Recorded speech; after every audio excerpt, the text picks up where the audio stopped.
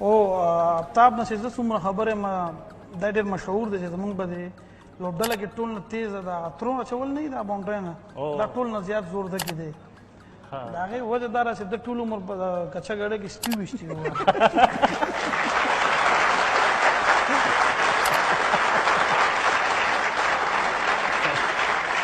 خو داسې یو خاطره به دا اوس نږدې ورځو کې زمونږ د شل ورځو ټورنمنټ په دوبۍ کې اماراتو سره میچ نو زه امارات و کپتان اوټ کړم نو ما داسې کنځا غوندې وکړي نو هغه چې کنځاو کې چې روان ما هم په روانه کې رونیو ما راتاو شم کنځا د سیمو کې یعنې جنګ شو زه یې اوټ کړم چې زه یې اوټ کړم نو ما هغوی سره په جنګ وم هغه ټول ټیم و زه ځان ته وم نو بیا دې کې اصغر و کوچ هغه ته وویل چې نجیب ترکي ته چې ته ورشه شهزاد ته بیرته راوله چې جنګ ونه کړو بیا سي بینډ کړي نو نجیب ترکي راغی نو خلاصي ته یې راولېږلو کوچ نو بس هغه زه سره خلاص کړم زه روان شم چې ګورم شاته اوس نجیب ترکي به جنګ و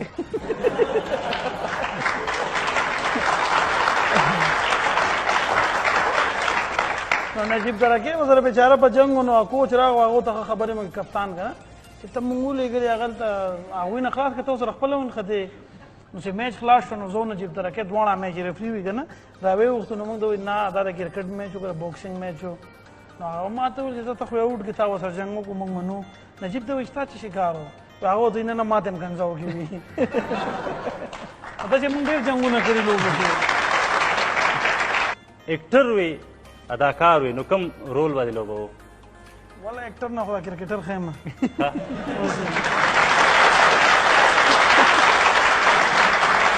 نه دا اکټر د اداکار دی بدې راځي او که نه نه خو ما ته معلومات شته کرکټر به دی خو هم چې ولا که چا ویلن هم اخیستی په فلمو کې نو وزم دته بالینګ کوم نو ما ته بیا لین معلوم دی چې کوم لین نه دا کمزوري لري او کوم ښه شاټونه هغې ته هم لین شهزاد څه وایي بالکل ډېر صحیح وي دته معلومات شته دی خو بیا هم دوه درې چکې وخوري او ورکړي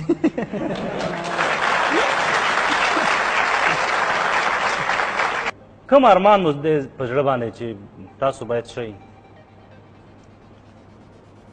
زما مخکې یو ارمان دا و چې زمونږ دا ټیم چې کوم دی دا ټیسټ سټیټس وایي اوس مې بل ارمان دا دی چې هندوستان دغه شم مودي کښېني که نه چې دا للیت مودي لري چې د افغانستان د هندوستان باچا شم ها مطلب مودي خوا کوته د هندوستان نو بخت خو یې ځکه لږ خراب دی ناصري صاحب چې کله مونږ زمبابوې کې وو نو بیا آی پی ایل بولي شروع وه نو دا او محمد نبي او راشد خان درې واړه په دې بولۍ کې وو مونږ درې واړو ته دعاګانې کولو چې خدای پاک آی پی ایل کې سلیکټ کړي نو هغه ټول راشد ارمان او نوي سلیکټ شول نو دغه پاتې شو بیا مونږ هم ورته خفه وو نو هغه ځای کې لږ بخت کار ونه کړو کېدی شي زما بخت صحیح تاسو دواګانو کار نه کوي زمونږ ډایرکټر وایي که نه وایي شهزاد ته ما ویل چې دا لاس خوښ کړه رښتیا وایي ډایرکټر کم یې وایي ګوره نیمایي دي پیسې 2.5 سوه رانه دی 2.5 سوه هغه وایي ما ته به څه پاتې نو هغه ما دپاره ډېره یو جالبه لوبه اوس چې هغه زیمبابوې په وړاندې موږ په شارجه کې کړې وه چې نور هم ډېرې دي خو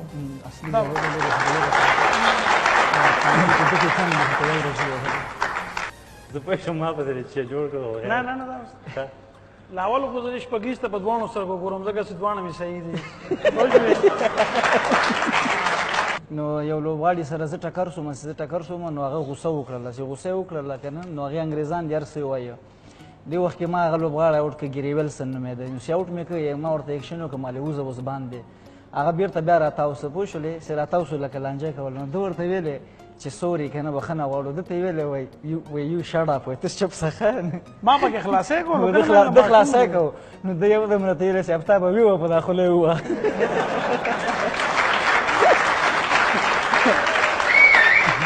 هغه جالبه خاطره وه هغه مایک نږدې و که نه د وکټو سره زه ولاړم نو هغه ټولو خلکو اورېدلی و بلکل ما هم اورېدلی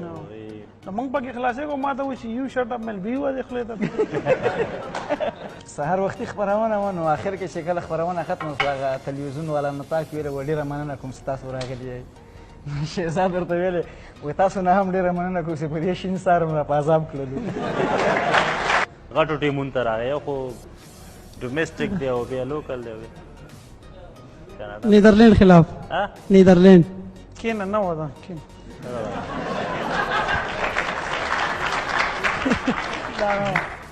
دا 1400 خو ما دغه تېره شپه وکړه